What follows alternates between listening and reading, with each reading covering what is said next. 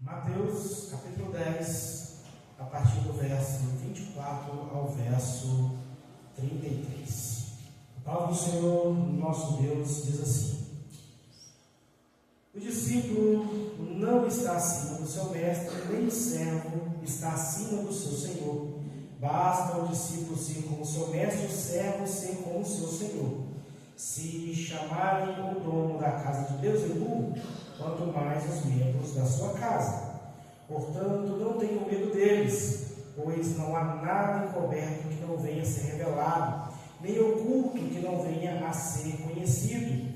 E o que lhe diz as Escrituras? Repitam o que lhes digo às escuras, repitam a plena luz.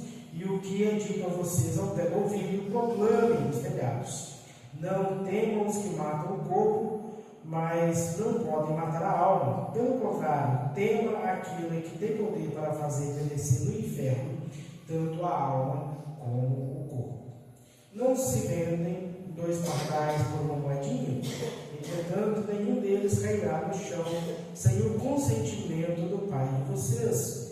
E quanto a você, até o cabelo da cabeça de vocês estão todos contados. Portanto, não temam, vocês valem bem mais do que muitos pardais.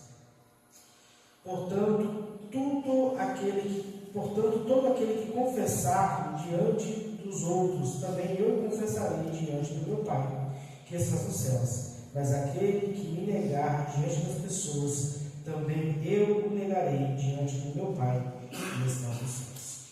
Amém? Vamos orar? Senhor nosso Deus e Pai, muito obrigado pela bondade do Senhor sobre as nossas vidas, pela tua graça e tua misericórdia, Pai, que nos abençoou, que nos tem transformado, nos tem feito, Pai, entender, Pai, a grandeza do teu amor, da tua palavra e da tua misericórdia. Nós pedimos, Pai, que nessa noite o Senhor fale aos nossos corações.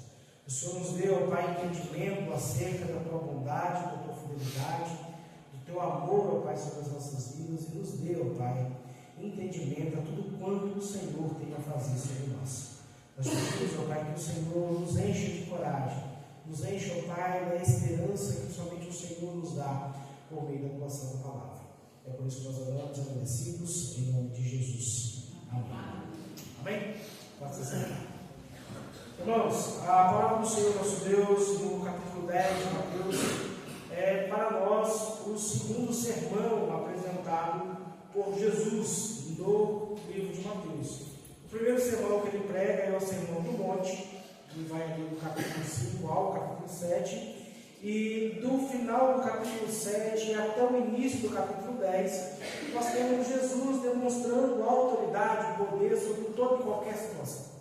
Jesus ele está pregando e anunciando as grandezas do reino, anunciando a bondade do reino, anunciando todas as coisas a quais Deus estava por fazer por meio dele, mas aqueles homens que o estavam acompanhando estavam vendo de primeira mão a autoridade dada por Deus àquele homem chamado Jesus. Aquele homem que eles acreditavam ser o Messias, aquele homem que estava com eles, efetuando sinais, maravilhas, milagres, aquele homem que estava enchendo o coração deles de muitas outras pessoas de esperança, mas até então nenhum daqueles homens ainda realmente havia compreendido quem Jesus realmente é, quem Jesus realmente se apresenta sendo. Eles não haviam compreendido ainda que Cristo é a pessoa de Deus expressa e apresentada a nós. A palavra de Deus nos fala que Deus havia falado de muitas maneiras, por meio dos profetas, por meio da lei, mas hoje a maneira a qual o Senhor Deus fala conosco é por meio do Filho, né? Então, Jesus Cristo é a maneira com que Deus agora se comunica com o homem. Essa é uma realidade que nos apresenta o Novo Testamento, mas esses homens aqui não haviam ainda compreendido essa realidade. Para muitos que estavam seguindo a Jesus, para muitos daqueles que estavam recebendo sinais e maravilhas de Jesus, ele era um homem maravilhoso, um homem bondoso, um homem que fazia coisas em nome de Deus, mas eles ainda não haviam percebido quem Jesus verdadeiramente verdadeiramente é. E nos parece que esses homens que seguiam Jesus, os discípulos de Jesus, ainda também não haviam compreendido a totalidade daquilo que Deus estava fazendo por meio de Cristo. Nós observamos que logo no início do capítulo 10, nos primeiros 5 versos, nós temos ali Jesus nomeando aqueles homens, chamando aqueles homens de apóstolos e dizendo a ele: agora vocês vão, vocês terão autoridade, vocês caminharão e farão tudo aquilo que eu tenho mostrado a vocês. Dos versos 5 ao verso 15, nós temos aí uma série de orientações de Jesus, como eles devem proceder, aonde devem ir, o que devem fazer. Nos versos 16 ao 23 nós temos uma série de advertências de Jesus, e hoje no texto que nós estamos estudando, do versículo 24 ao versículo 33, Jesus tenta encorajar os seus discípulos a confiarem realmente na bondade e na sua misericórdia, encorajarem naquilo que ele estava apresentando. Jesus, ele então mostra aos seus discípulos o que eles realmente precisavam fazer. O primeiro encorajamento de Jesus está nos versos 24 e 25. Leia de novo comigo. O discípulo não está acima do seu mestre, nem o servo acima do seu senhor. Basta ao discípulo ser como seu mestre e ao servo ser como seu senhor. Se chamarem o dono da casa, de Deus, é burro, quanto mais os membros da sua casa. O que Jesus está dizendo aqui, seus discípulos? Olha, vocês não terão nenhum tipo de imunidade especial, vocês não receberão privilégios algum por se dizerem meus discípulos. Alguém receberá você, alguém abrirá a casa, alguém te receberá bem, te dará comida boa, te dará um teto sobre a sua cabeça, mas a grande maioria das pessoas, a grande maioria do mundo, não vai te receber bem pelo simples fato de você ser cristão, Jesus está se referindo a um momento na história aonde ele é chamado de Beelzebul, No capítulo 9, no versículo 34, os fariseus acusaram Jesus. O versículo 34 diz: mas os fariseus disseram: ele expulsa os demônios pelo poder do maioral dos demônios, ou dependendo da versão que você estiver vendo aí, pelo poder de Beelzebul. Jesus estava fazendo a cura de um endemoniado, Jesus estava ministrando libertação sobre a vida de uma pessoa, e os fariseus olham para Jesus e falam a seguinte coisa: olha, está jóia, ele está trazendo libertação, ele está fazendo algo na vida desse homem, mas ele só faz isso porque ele está comunado com o Beelzebul. Na verdade, ele está usando isso para nos enganar.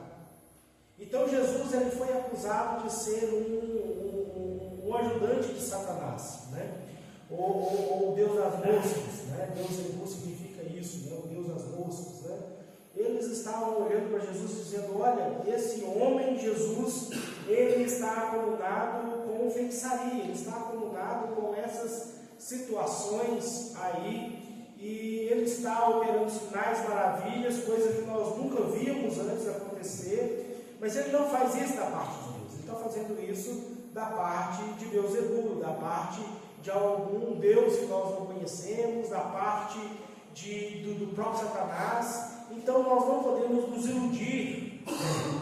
E Jesus então, no verso 24 a 25, ele diz: olha, tomem cuidado. Por quê? Porque se eles estão me chamando de Beelzebul, imagine o que eles falarão a respeito de vocês. Se eu, que sou o Cristo, se eu, que sou aquele enviado por Deus, estou sendo chamado de Beelzebul, imagina vocês, o que vocês receberão. Quando nós olhamos para esse texto, nós entramos em um grande problema, principalmente nos dias de hoje. Por quê? Porque nós estamos acostumados a ouvir um tipo de evangelho, um tipo de pregação, aquilo que se chama de evangelho hoje, que é uma pregação do evangelho vitorioso. As pessoas não se adoecem Coitado de nós aqui, né? Nós estamos com um coral de tosse que está até bonito, né? As pessoas não adoecem, as pessoas não têm problema, as pessoas não têm dificuldades, as pessoas não enfrentam situações adversas. Existem algumas teologias caminhando aí em algumas igrejas, algumas seitas, né? Dizendo que se você adoeceu, que você tem pecado, se você tem problema financeiro, que você tem pecado, se acontece algum problema na sua vida, é porque você está em pecado. E o próprio Jesus está dizendo: olha,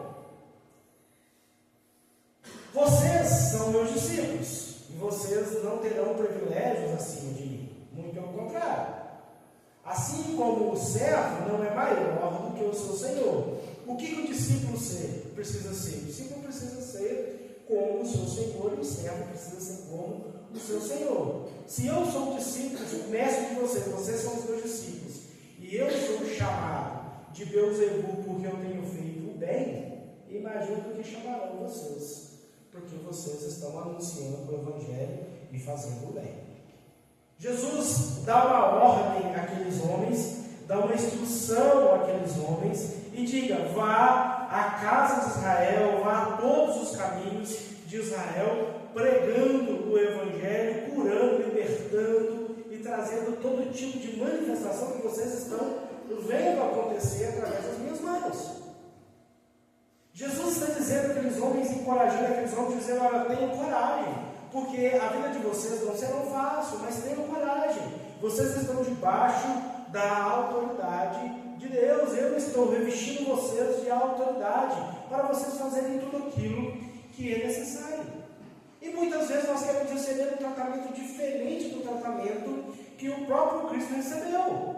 Nós queremos ser amados pelo mundo, nós queremos ser admirados pelo mundo, nós queremos sermos vistos de alguma maneira completamente diferente. E enquanto a igreja do Senhor Jesus tentar ser agradável ao mundo, não combater os problemas que nós enfrentamos no mundo, as situações de pecado, não anunciarmos a grandeza de Deus, não apontarmos aquilo que a palavra de Deus nos manda apontar, nós estamos vivendo um evangelho do reino quebrado, um evangelho que o próprio rei não anunciou. Porque Cristo ele trouxe amor? Trouxe. Ele trouxe perdão? Trouxe. Ele trouxe salvação? Trouxe. Ele trouxe libertação, cura. Ele trouxe manifestações miraculosas? Trouxe. Mas quando ele enfrentava homens de dura serviço, quando ele enfrentava homens impiedosos, quando ele enfrentava homens com instintos pecaminosos, ele era duro. Ele os chamava de cães, de raça de víboras. Ele apontava os erros daqueles homens e anunciava o grande problema daqueles homens. E qual é o grande problema que os adversários de Jesus tinham com Jesus? Porque Jesus ensinava, pregava e agia com uma autoridade que aqueles homens jamais tiveram. E qual é o grande problema que a igreja do Senhor Jesus enfrenta nos dias de hoje?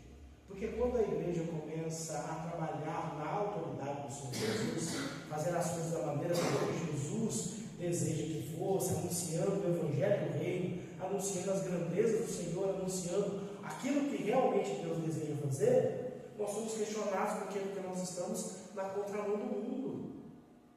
Nós não podemos falar a respeito disso, por quê? Porque o mundo pensa de uma maneira diferente.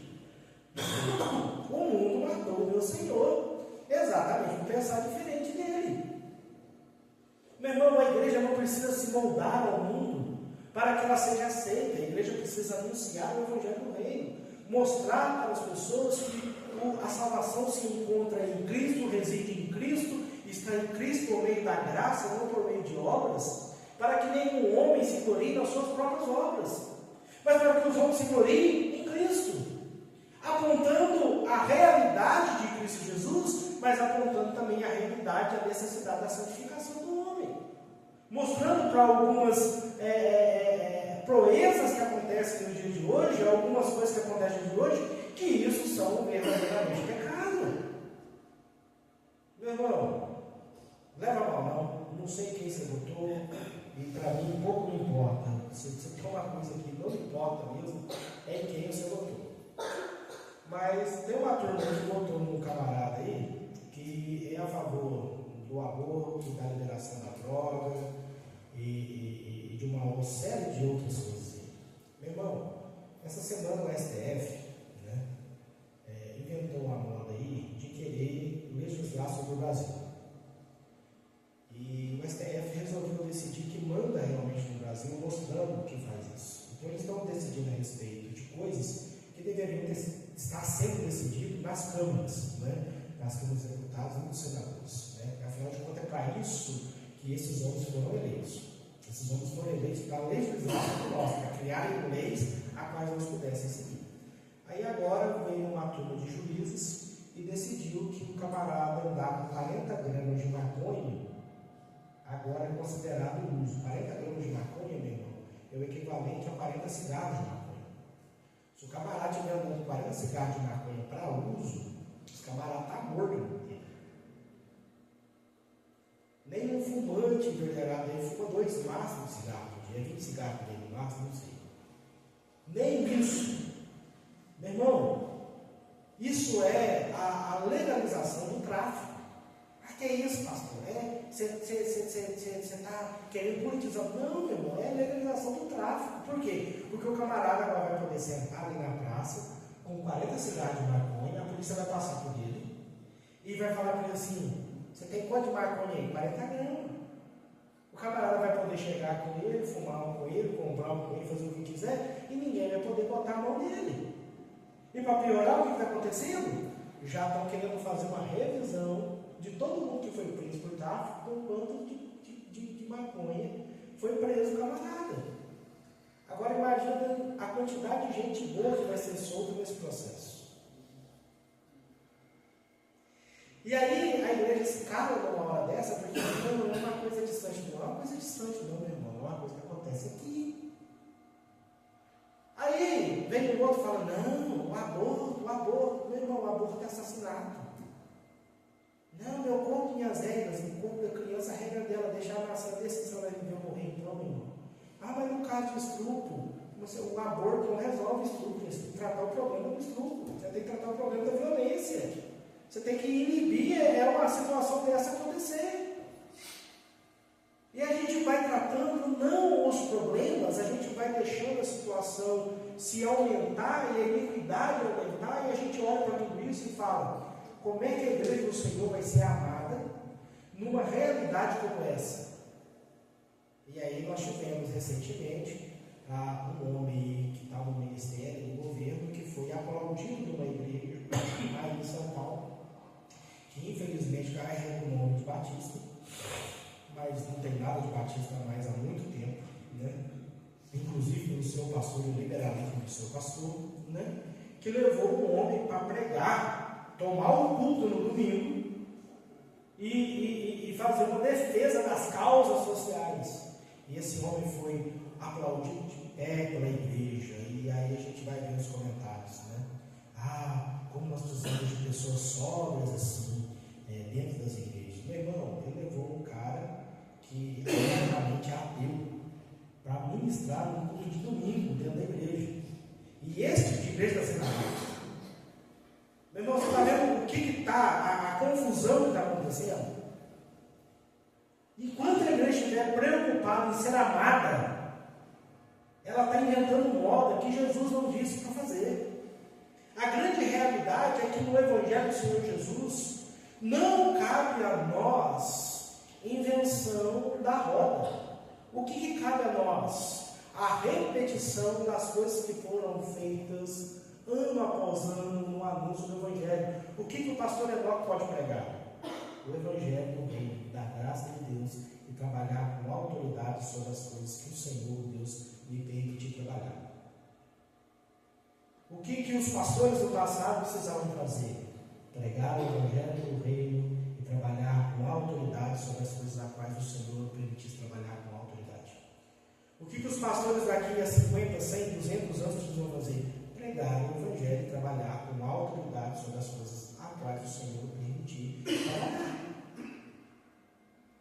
Meu irmão, você acha que não pode acontecer de alguém estar aí doente, enfermo, e o Senhor falar assim: pastor Enoque, ora pela vida do irmão, que ele vai ser curado? Pode. Nunca aconteceu comigo. sei, mas pode acontecer. O que eu preciso saber? Que Deus é capaz de fazer isso.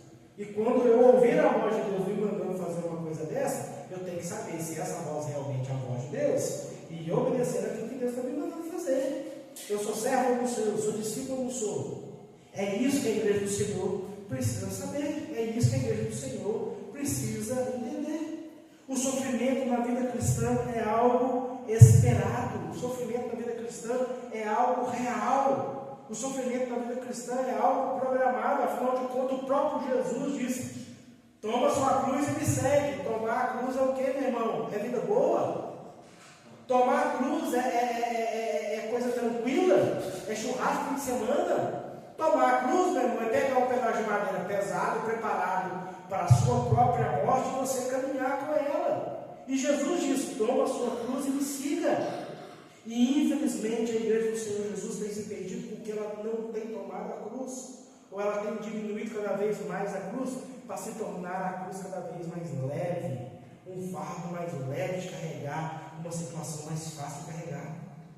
Pastor Charles Spurgeon, o príncipe dos pregadores, ao analisar esse texto, ele disse o seguinte: se recebermos o mesmo tratamento que o nosso Senhor, temos honra suficiente, e isso é mais do que temos direito de esperar. Meu irmão, se você sofreu perseguição por causa do Evangelho do Reino, por causa das coisas de Deus, se alegre, porque você está no bom caminho. Se o mundo olhar para você e disser para você que você não é aceito porque você tem vivido da maneira como que a palavra de Deus deseja com que você viva, se alegre, celebre. Por quê? Porque você está fazendo exatamente aquilo que Cristo faria. Essa é a sua função. Afinal de contas, você se chama cristão. Por que isso? Cristão significa o quê? Pequenos cristos, aqueles que imitam a Cristo. Então tenha coragem. Vocês não receberão privilégios por serem discípulos do Senhor Jesus.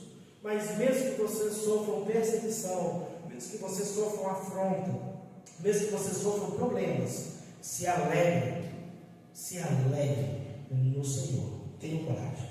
Nos versículos 26 e 28, o Senhor Jesus nos dá aos seus discípulos um novo encorajamento. Versículo 26: portanto, não tenham medo deles, pois não há nada encoberto que não venha a ser revelado, nem oculto que não venha a ser conhecido.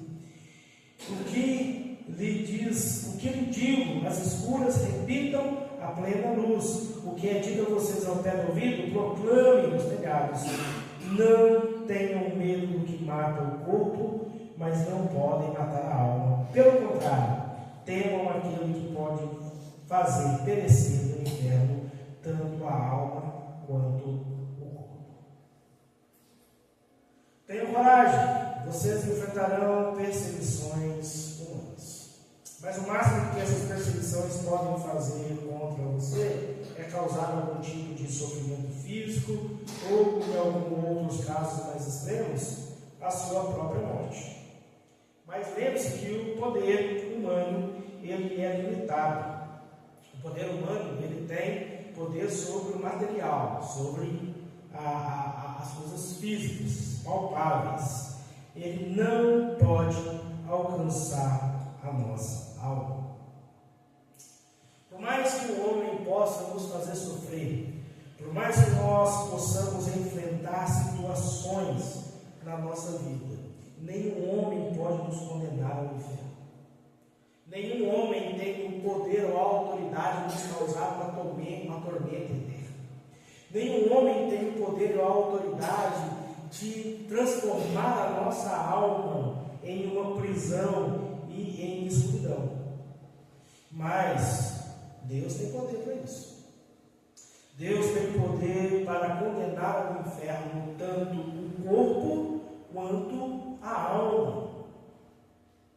Mas o inferno é um local de não existência. Não sei em que Bíblia você leu isso, não sei em que herege você está seguindo, ou que remedinho você tomou para chegar nessa conclusão. Porque a palavra de Deus nos ensina que o céu e o inferno são reais. A palavra de Deus nos diz que haverá a ressurreição dos mortos no último dia e que ambos alcançarão na plenitude o caminho a eles destinados. Aqueles que são do Senhor serão chamados ao Senhor, serão levados ao Senhor e desfrutarão do paraíso, da presença do Senhor. E aqueles que os seus joelhos dobrarão e confessarão que Jesus é o Senhor no último e grande e poderoso dia do Senhor, não encontrarão salvação. Por quê? Porque não fizeram isso em tempo hábil. Não confessaram os seus pecados. E esses terão os corpos restaurados para o quê? Para o sofrimento eterno, para o afastamento de Deus. Então, quando nós olhamos para a realidade da vida eterna, nós temos que entender que a realidade da vida eterna, ela não se limita somente à realidade da vida eterna como Cristo, a parte boa da história.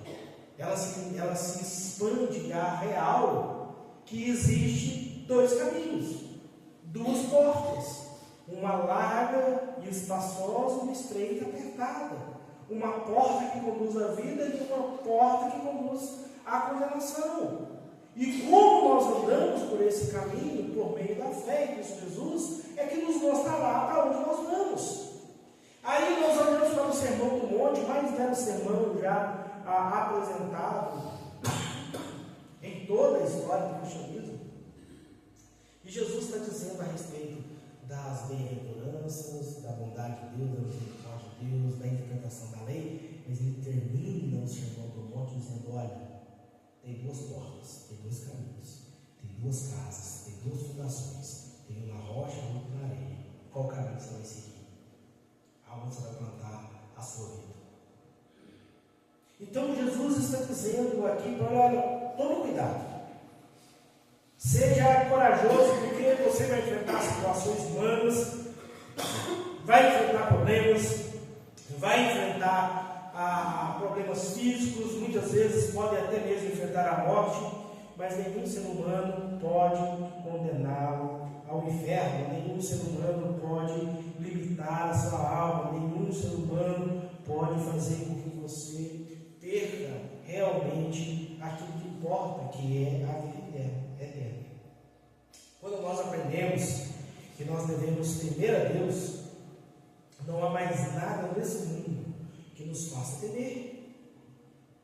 Quando nós aprendemos que o nosso temor e tremor deve estar no Senhor, não há nenhum homem que bote medo em nós, não há nenhuma situação que nos coloque em xeque.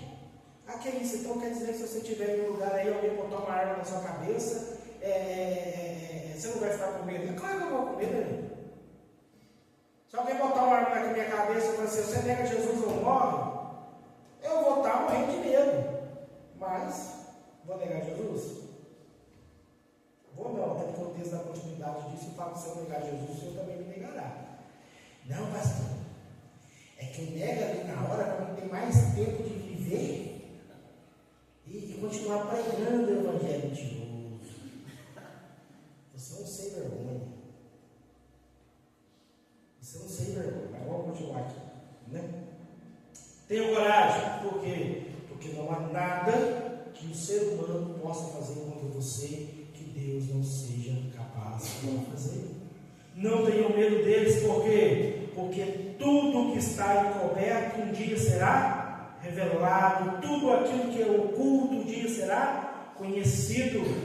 O que foi dito a vocês às escuras, o que foi dito a vocês ao pé do ouvido, o que foi ensinado com vocês com paciência, com prática, o que vocês foram discipulados, aonde vocês foram ensinados, agora chegou a hora. Chegou a hora de você falar como é que realmente Deus trabalha. Chegou a hora de você falar realmente como é que Deus age. Chegou a hora de você realmente anunciar as grandezas do Senhor. Ah, pastor, eu não vou na escola dominical, não. Porque eu já tenho 20 anos de convertido, né? Então eu acho desnecessário ir na escola bíblica dominical. Eu estou precisando ir lá da MSS, porque às vezes eu também já posso aposentar da escola dominical. Porque eu não consigo entender o cristão aposentado. Porque o cristão, ele acha que porque ele tem 20, 30, 50 anos de crente, ele não precisa participar dos discipulados, não precisa participar dos estudos bíblicos, ele não precisa participar dos cursos, ele não precisa prestar atenção na administração da palavra. E desde quando? Porque você tem 20, 30, 50, 60 anos de convertido, 50, 60 anos de crente, você não precisa mais? Aí você precisa, meu irmão. Porque ali é onde o Espírito Santo de Deus vai trabalhar no seu coração, e o que está sendo ensinado para você aqui nessas 4 paredes vai ser a mensagem que você vai anunciar para o mundo. Meu irmão, se você se colocar à disposição, Deus vai trabalhar por meio da sua vida. Se você se colocar à disposição, Deus vai te dar uma oportunidade de anunciar as grandezas do reino. Presta atenção comigo. Se você não tem o costume de ler a Bíblia diariamente, comece aqui. Por quê? Porque é o assunto que você vai ter para evangelizar alguém. Porque vai chegar alguém perto de você e vai reclamar da vida.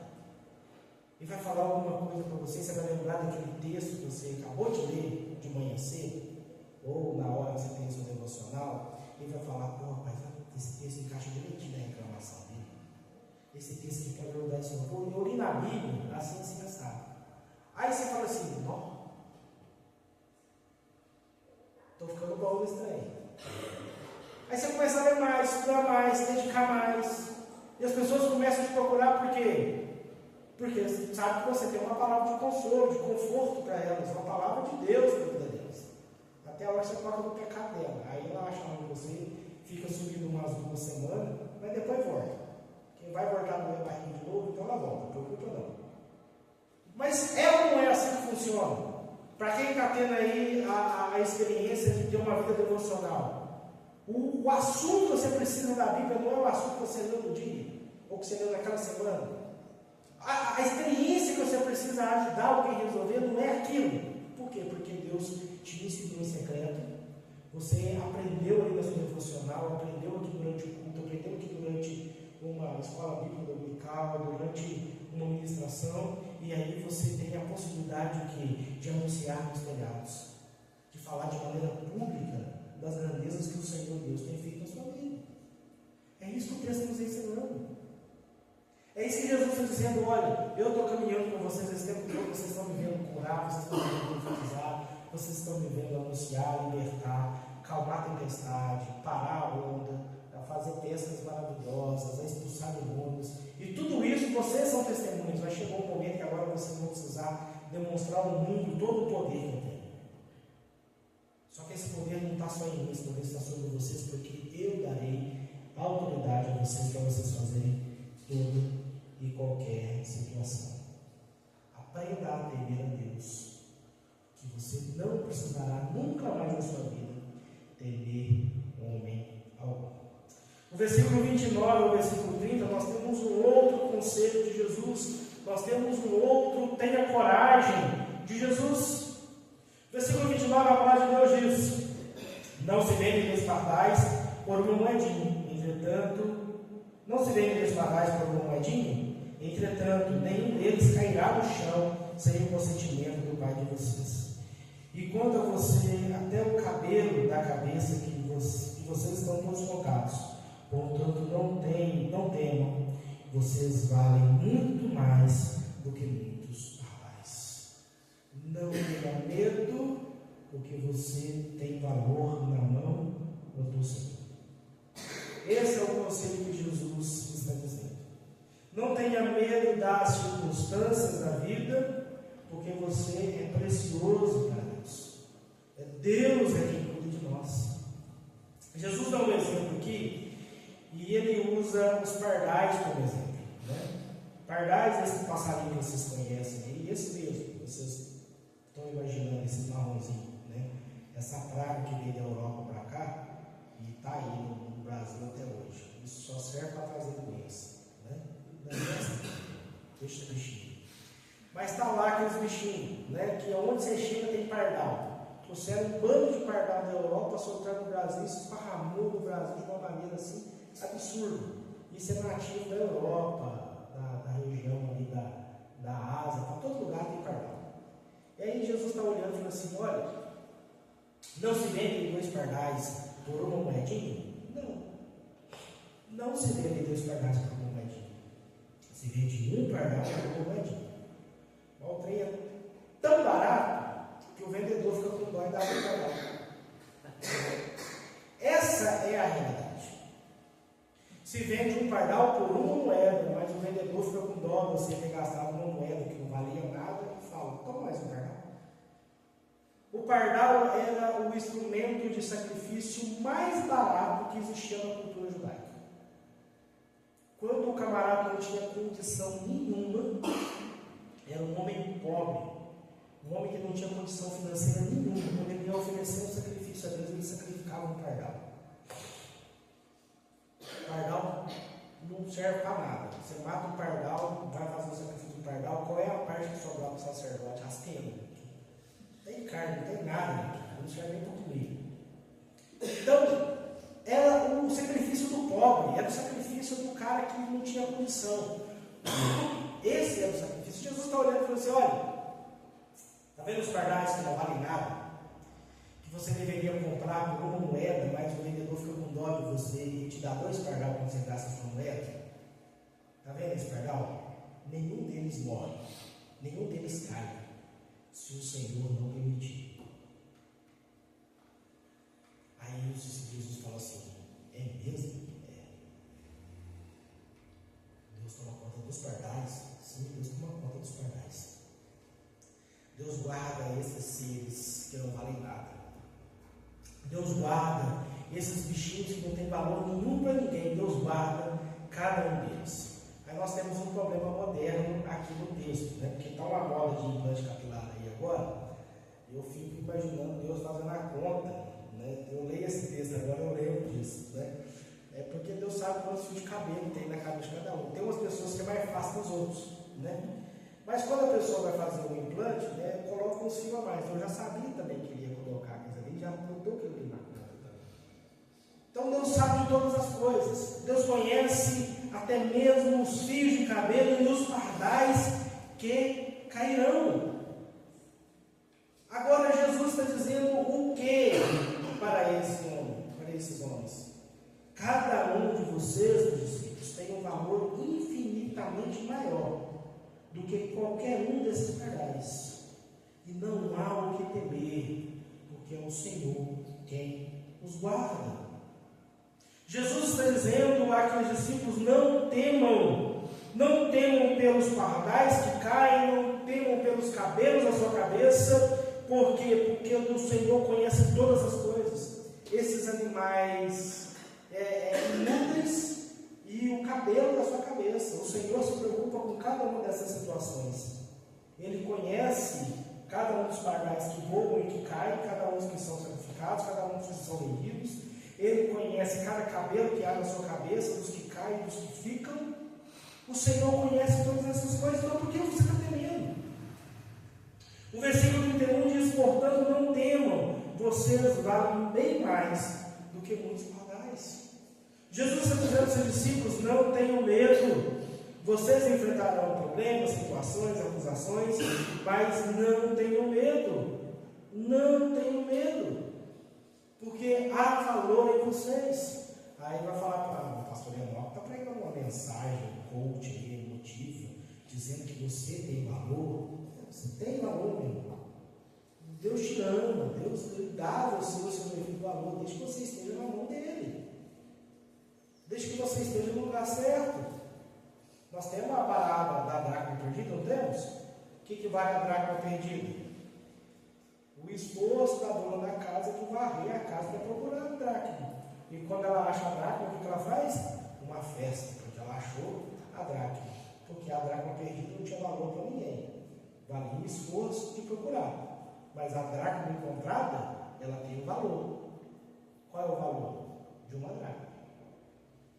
Nós, longe do Senhor, nós perdidos, nós não temos o valor que nós deveríamos ter, porque nós estamos afastados dos nossos propósitos. Mas quando nós estamos debaixo da mão do Senhor, nós encontramos o quê? O nosso real valor. Entendemos aqui que nós verdadeiramente somos. Se Jesus nos dá o devido valor, se Jesus cuida de cada um de nós, o que é que nós tememos? Se o Senhor se preocupa com as coisas pequenas, Por que nós não acreditamos que Ele cuidará também das coisas grandes? Se o Senhor se preocupa dos pardais e dos fios de cabelo, por que nós não nos preocupamos que Ele cuidará realmente de nós, da nossa família, dos nossos queridos, dos nossos entes? O que impede o Senhor de fazer isso? Não tenha medo. O próximo conselho de Jesus está no final do texto, no verso 32 e 33, onde a palavra do Senhor diz: portanto, todo aquele que me confessar diante dos outros, também eu confessarei diante do meu Pai que está nos céus. Mas aquele que me negar diante das pessoas, também eu negarei diante do meu Pai que está nos céus. Aqueles que confessam ao Senhor na terra serão confessados diante de Deus por Jesus nos céus. Mas aqueles que negam, dá o resultado dele.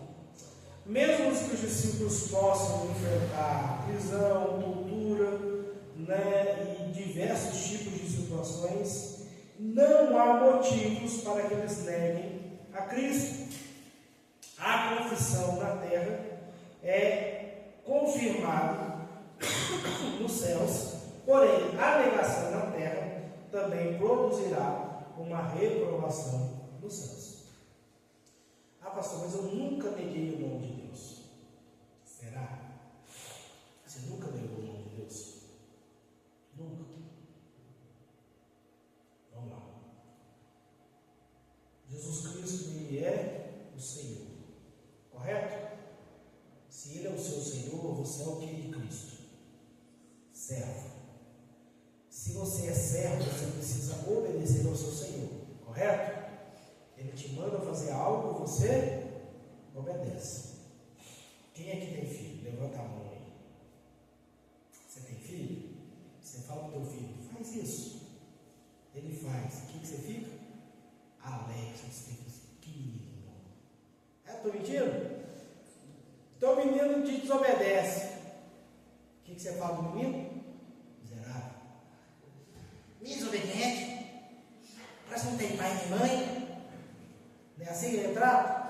A gente fica bravo com o menino, repreende, educa o menino, dependendo da situação, a gente até põe de castigo, faz alguma coisa para mostrar para o menino quem é que manda.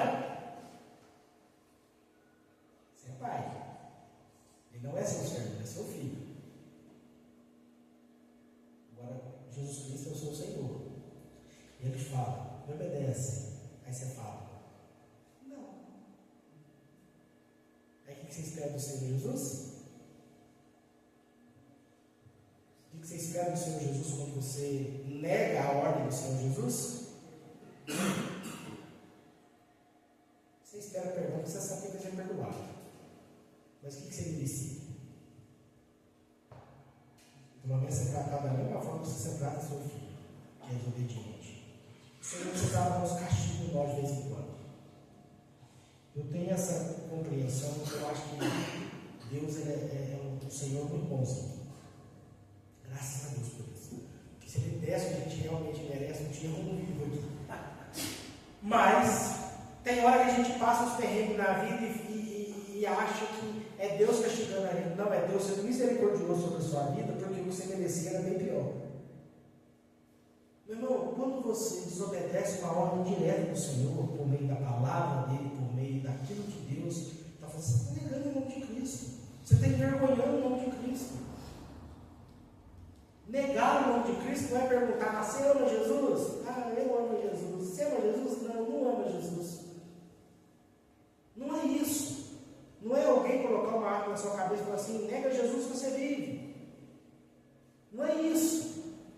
No nosso contexto hoje, negar a Jesus é muito mais sutil do que alguém botar uma arma na nossa cabeça ou nos colocar numa prisão e falar, se você negar Cristo, você vai ser liberto, se você negar Cristo, você vai ser solto. Talvez em alguns países do mundo essa seja a realidade deles, mas nós aqui não. Quando é que nós negamos a Jesus aqui?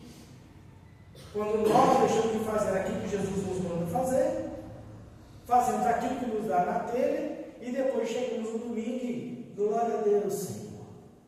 Que coisa maravilhosa. É louvar a Deus que tanto nos ama. Você passa a semana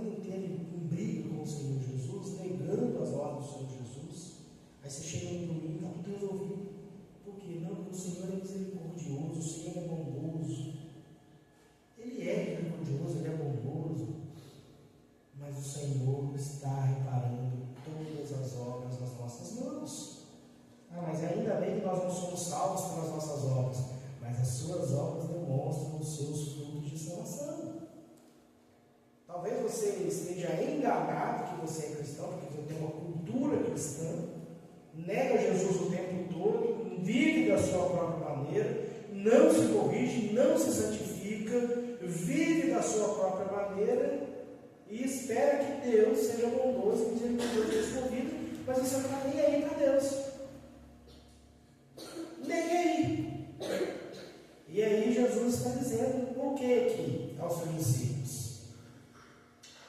Tenham coragem, porque aqueles que me confessarem diante de Deus, eles serão confessados por mim diante do Pai. Mas se você me negar, eu também negarei. E aí você faz uma autoavaliação da sua vida e pergunta: como é que está o seu processo de confissão e negação diante do Senhor? Estou dizendo que você precisa ser perfeito. Estou dizendo que você precisa buscar a perfeição. Você precisa entender como é que as coisas funcionam. Mas o mundo hoje é diferente. Não. Ele continua redondo, com o eixo inclinado. Deus continua operando as suas leis aqui. O sol nasce todo dia, se põe, cai chuva, faz frio, faz calor. Enquanto é inverno aqui no sul, é verão lá no norte. Enquanto é o contrário, é a mesma coisa. Continua do mesmo jeitinho que Deus criou. O que mudou no mundo? O que mudou no mundo? A ser vergonhado do pecador. A impiedade tem se multiplicado. E as pessoas estão vivendo na impiedade, estão vivendo no pecado, tendo prazer no pecado, e dizendo: não, os tempos são outros. Não, o nosso Deus, Ele é eterno. O mesmo que disse haja e ouve, é o Deus que rege todas as coisas ainda hoje. É o que cuida dos pardais, que cuida dos seus fios de cabelo e que cuida da sua vida. É o mesmo Deus, é a mesma terra, é o mesmo ser humano, é os mesmos pecados, é o mesmo céu e o mesmo inferno. Quem tem ensinado para as pessoas que os tempos são outros são os ajudantes de Satanás.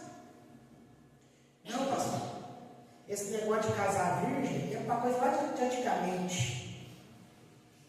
Quem te ensinou isso, meu querido? A serpente. Meu irmão, se você não é virgem mais, tudo tranquilo, pede perdão a Deus, conserta, se purifica e segue a vida. Conserta a sua vida. Se você tem um problema de vício, a mesma coisa, resolve a sua vida, consagra-se diante do Senhor, busca o Senhor, resolve o seu problema. O grande problema é que nós não podemos pegar o costume pecaminoso do mundo e querer enfiar a goela abaixo da igreja e falar assim: porque os tempos são outros. Não são outros. O que mudou foi a concepção do homem em relação ao pecado. O homem é mais tolerante ao pecado hoje do que uma vida de santidade. E isso é ou não é uma forma de se negar a Deus? Qual é a oportunidade que o Senhor nos tem dado? De nos consertarmos, de nos colocarmos diante do Senhor para que isso aconteça. O Senhor Jesus encoraja os seus discípulos, pois mesmo que enfrentem dificuldades, acusações, perseguições, circunstâncias diversas, situações que testem a sua fé, nada disso é algo que possa fazê-los desanimar. Jesus está nos dando a mesma oportunidade hoje e dizendo a nós: mesmo que vocês estejam enfrentando dificuldades, acusações, perseguições, circunstâncias adversas, situações que testam a sua fé, se encorajem. Eu cuidarei de vocês. Sou eu que tenho mandado vocês, dado autoridade a vocês para que vocês vivam. Talvez você ainda não tenha entendido o que é a vida cristã. Talvez você não tenha entendido que ser cristão é andar nos caminhos do Mestre, fazer aquilo que o Mestre faz, falar a Cristo que Ele fala. Nós somos chamados a sermos seus imitadores, pelo seu exemplo e por sua palavra. Ele ensinou os seus apóstolos, deu a eles a autoridade, a mensagem do Evangelho, e os apóstolos do Senhor Jesus transmitiram isso na igreja. E homens fiéis continuaram a transmitir isso, geração a geração, à igreja, até os dias de hoje. Isso é o que o Senhor Jesus deseja para nós. Nós, como igreja do Senhor Jesus, nos dias de hoje, não precisamos nos reinventar, não precisamos nos atualizar, não precisamos encontrar uma maneira de atrair novos fiéis.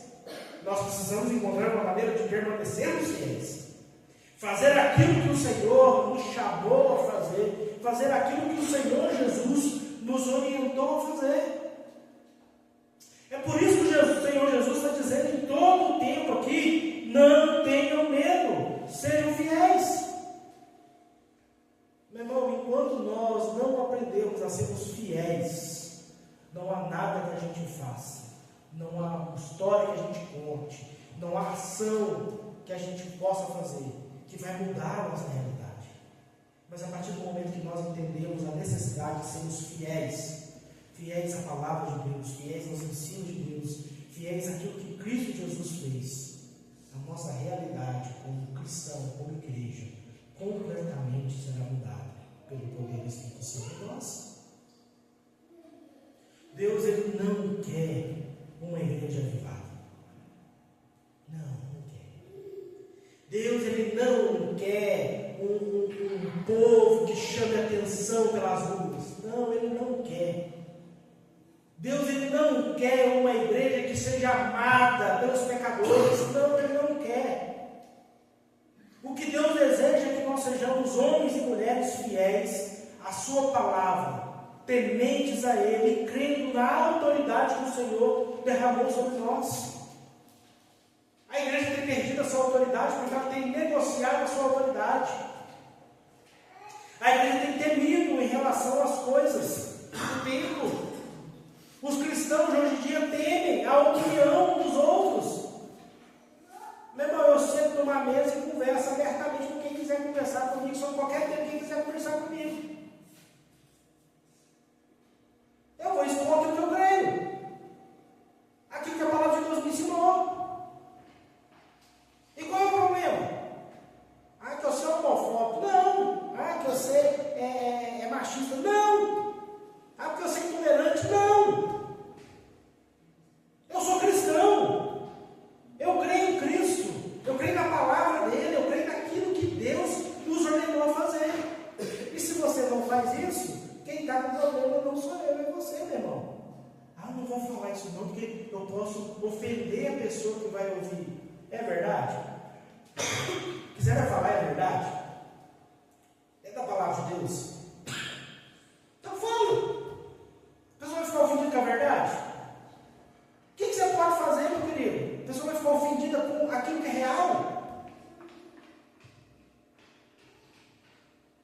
Daqui a pouco você não pode cumprimentar os outros na rua. Por quê? Ah, porque eu decidi que agora o dia não é dia mais, o dia agora é noite. Então você vai ter que passar perto da pessoa e perguntar para assim: aqui, na sua interpretação de mundo, quando o sol nasce, é manhã ou é noite? Para você perguntar para quem, você pode falar para ela se é bom dia ou se é boa noite.